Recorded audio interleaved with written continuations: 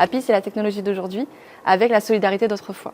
Donc c'est vraiment ça, c'est mettre en relation des gens qui ont besoin d'un produit avec ceux qui se trouvent déjà en magasin. L'idée, c'est de se dire, au lieu de sortir de chez moi pour aller acheter 1 kilo de tomates, un paquet de couches pour mon enfant, eh ben, je vais me demander est-ce qu'il n'y a pas déjà quelqu'un qui se trouve dans ce supermarché et qui serait d'accord pour me rapporter mes produits parce qu'il passe par là, tout simplement.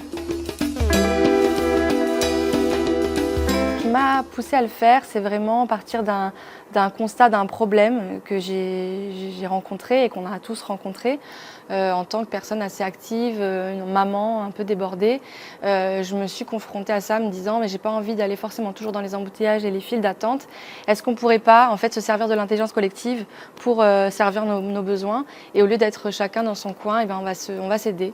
Et moi j'ai grandi dans une famille créole où en fait on aidait ses voisins et voilà, on mutualisait les déplacements pour tout un tas de choses. Donc j'ai grandi dans cet univers-là, dans cet univers de femmes réunionnaises qui entreprennent à leur façon, parce que mes tatis, ma maman sont des femmes qui ont toujours créé, innové. C'est pas des gens qui restent assis.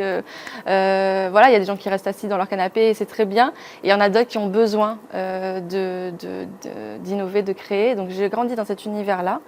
Et dans mon parcours, j'ai fait de la communication, beaucoup.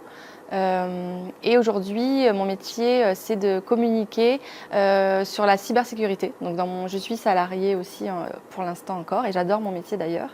Mais voilà, je fais ces deux métiers-là parce que d'un côté, j'ai le salariat et d'un autre côté, j'ai Appies parce qu'Appies, pour moi, a vraiment du sens.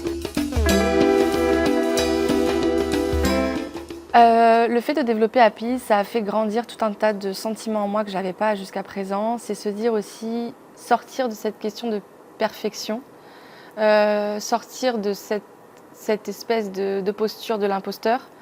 Parce que j'avais tendance à me dire, tant que c'est pas prêt, je ne vais pas en parler. Et finalement, j'ai déconstruit un peu tout ça en me disant, c'est pas grave si c'est pas parfait, fais-le. Et tu n'auras pas le regret de l'avoir pas fait, d'avoir finalement peut-être auto-censuré. Et c'est ce qu'on fait souvent et moi j'ai tendance à faire ça. Et finalement de me dire, teste, prouve, même si c'est pas parfait, tu vas reconstruire, tu vas venir améliorer au fur et à mesure. Ça a vraiment changé quelque chose en moi. Et surtout, ce qui a changé avec Appies, en tout cas en confrontant tout ça, c'est de me dire que les gens ont envie de croire en ton projet parce que ça apporte des valeurs auxquelles ils se retrouvent. Et ça me touche beaucoup, ça me touche énormément.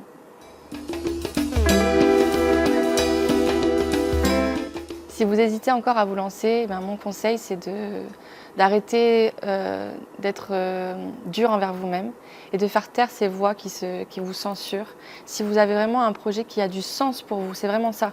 C'est-à-dire qu'il y a plein de gens qui lancent des projets et qui peut-être vont pas au bout parce qu'au bout d'un moment ils perdent le sens. S'il y a du sens et que ça reste vraiment profondément en vous et que vous avez envie d'un changement, faites-le. Parce que vous n'aurez pas de regrets.